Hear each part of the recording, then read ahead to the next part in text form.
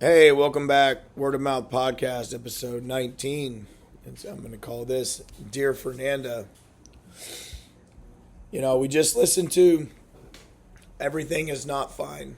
And that's a story about my fall from grace, but not just mine. Like a lot of people's guys that I know, people that I've seen and heard about. It just happens. Alcohol can take a long time to manifest. And, you know, for some of us, it happens right about that 20-year mark. And unfortunately, we go away with our heads held low, but we eventually, find our way on the outside. It's all good, right? But the picture that I used is from a helicopter crash when I was on my sixth deployment as a team chief. And that night, my second in command was Steve. It was like, you would think that scene out there would be chaotic, right? The helicopter browned out, the rotor blades hit the sand, and it flipped over. It crashed and then flipped over 4 times. Landed upside down and on fire with everybody trapped inside. 6 people. 2 pilots, 2 crew, 1 of our guys, and 1 of the Coast Guard medics. But it was all calm, right? Just go to work. Everybody knew what to do. Me and Dimitri, we ran to the hill to call for the medevac. Because that's what our job was to do, right? Shooters shoot, leaders lead. Steve's job was to go with the guys and address the problem, which they did. They went down there and ripped the doors off the helicopter and pulled everybody out. It was awesome. Heroic, right? That thing could have blown up at any point, but they didn't care. Not only were there Americans trapped in that helicopter, they were humans, and one of them was our teammate, Rich. And so it was a heavy heart when I heard that thing explode, because all I could think about was Z and the people in the bird. We knew all of them. And when I got to the berm and saw the helicopter on fire, I thought for sure Z was dead, but he wasn't. and Z's like a choir boy. He never cusses. He's one of the good ones. And I remember when I saw him, he was carrying a stretcher with the wounded crew chief on it. But his head was like busted wide open, bleeding everywhere. I'm like, Z. And he said, "Get the F out of my way, senior." Trying to treat my patient. I'm like, whoa. That's the only time I ever heard Rich cuss. One time. He lived. Everybody was fine. Right? Everything was fine. Just a little helicopter crash. No big deal, right? I remember sitting there with Brian at the end of the night and being like, I don't know if it was him or me that said, and we were the only 2 left on the scene. We were waiting on Steve had gone, and the guys had gone to the hospital, like either after the helicopters or by vehicle. And Brian and I stayed behind and waited for the Army to come take over the crash site. I don't know if it was Brian or me, but one of us said, "Dude, can you believe that just freaking happened?" I was like, "Oh no, right?" That was like top 5 craziest things happened in my Navy life. But also today, I was listening to the news and I heard about the potential unrest in Brazil, and breaks my heart for Steve's wife, Fernanda, because she's from Brazil and she still has a lot of family there, and they travel there frequently and they visit. So anytime I hear about Brazil, if it's good, I'm Team Brazil, right? I'll text Steve and Fernanda like during the World Cup, and if it's bad, then, my heart breaks for Fernanda and her family. When you've been in the military for a long time, when you hear about certain places in the world, it's different for you if you've been there and you've met these people they're like family to you, right? Like the people in Kuwait, they're like my family to this day. I still keep in contact with them. Fernanda's like family to me.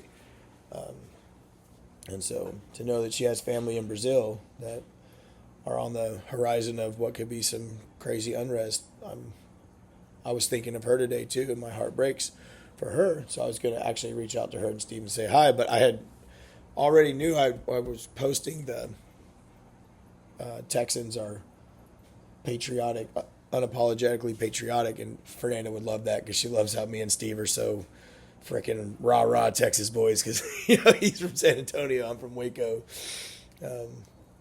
But anyways, I don't think I could have. I've apologized to Fernanda over the years in various ways, but I don't think I could have given her a solid, just worthy apology until now, right? After having time to not be drunk all the time, and then also time to be out of the military, and to realize, how the military just over penetrates into people's lives with no regard for like human decency, like just and I did that, right? I was guilty of it too, because that's what right? That's what you're taught. I don't know any different. I came in the Navy when I was 18 years old. My jobs before the Navy were in Hewitt, Texas at Jack in the Box and Bush's Chicken and McAllister's Deli, right? Like, one of the things that I did wrong was, even though Steve and I were friends, he's 2 years older than me. But he spent a couple years doing construction before he joined the Navy. So, one of the things, we were friends, but I was also his boss, right? Like I was a chief, he was an E6.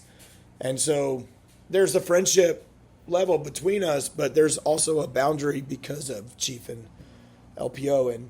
And I should have respected that boundary when Steve worked for me, right? Because there's not a conversation ever between he and that guy that's less than an hour. And I know that. We're both chatty. So consciously making a decision to call him at 6, 7 p.m. on a Thursday or a Sunday afternoon when I know he's off work, that was wrong, right? I should have not have done that, because we get on the phone and we get to chatting, and next thing you know, I have put him in an awkward position because I'm his boss calling him, and so he feels obligated to answer. But he's also looking at his wife, and so what do you do, right? I was wrong. I should not, as the leader, have put Steve in that predicament, because as the leader, it's my job to foster that environment, not to force Steve into an impossible situation and then either just have to keep taking it or eventually, tell me to knock it off. But I think we worked through it well. We had a very good relationship work-wise, and we still do today as friends, right? I would consider myself one of his mentors still to this day, and we'll be helping him when he gets ready to retire. And I just wanted to say to Fernanda how sorry I am that I stole so much of that precious time between you and Steve when you were young, dating and newly married. This is before you had kids, and how many nights you probably sat there because Fernanda, the time that she actually checked me on it, and she said it as a joke, but I knew she was serious, and she was right. She said there were times that I felt like I was married to mouth, and you were right. Like, that was so bad. And if I could do anything with this, Fernanda, it would be to put this lesson in young leaders' ears so that future leaders, are more consciously aware and don't over-penetrate into their junior people's lives in the way that the military perpetuates that behavior. So I love you and Steve and all your whole little freaking boat crew of family y'all have going on now. And I wish your family in Brazil the best. And I apologize for my raspy voice. It just is what it is.